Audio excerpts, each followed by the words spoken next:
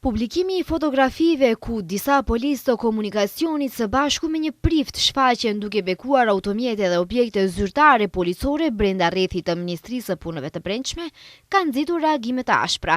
Ministria e Punëve të Brendshme njoftoi se Departamenti për Kontroll të Brendshëm po ndërmerr masa për përcaktimin e plotë të rrethanave që lidhen me fotografitë në të cilat shihet një rit fetar mbi automjete zyrtare policore. Zëvendës ministri i Brendshëm Astridi Senia ka cilësuar këtë veprim si të drejt për drejt të parimit të shtetit laik dhe të ligjet, si dhe ka paralajmëruar përgjegjësi për të gjithë ata që e kanë bërë dhe lejuar këtë veprim.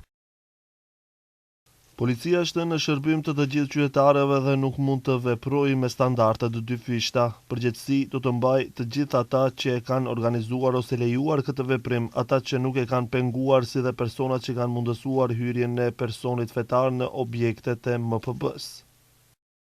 Senia thotë se veprimi është kryer nga disa pjesëtar të një njësie të policisë së komunikacionit në bashkëpunim me një person fetar dhe nuk pasqyron qëndrim zyrtar apo veprim institucional të ministrisë.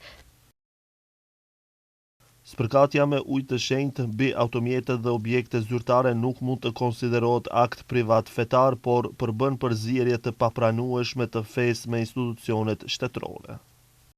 Kushtetuta e Republikës së Maqedonisë së Veriut në nenin 19 garanton ndarjen e bashkësive fetare nga shteti, ndërsa ligji për policinë kërkon neutralitet të plotë dhe të pakushtëzuar. Sipas fotografive të publikuar, automjetet që spërkaten nga prifti janë pjesë e 120 automjeteve të reja, zyrtare të MPB-s, të promovuara më 26 dhjetor në një ngjarje ku morën pjesë edhe ministri i Punëve të Brendshme, Pançe Toshkovski, por edhe kryeministri Kristian Mickoski. Nga MPB-ja atëherë u bë ditur se automjetet e reja Peugeot 408 janë pjesë e procesit të modernizimit të policisë, i cili synon krijimin e një shërbimi policor profesional, efikas dhe bashkëkohor.